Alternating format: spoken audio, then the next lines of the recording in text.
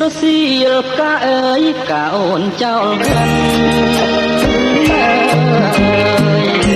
ឲ្យបងសុបិនក្លិនតែកលយ៉ាង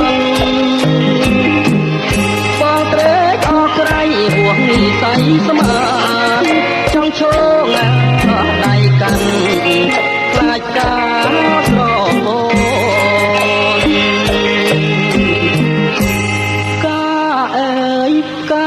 ខ្ញុំ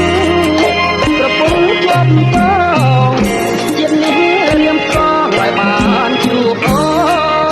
នទោះជាការធ្លាក់បាក់មែកប្រពន្ធអូនហើយបងចាំតែតមរាល់ថ្ងៃ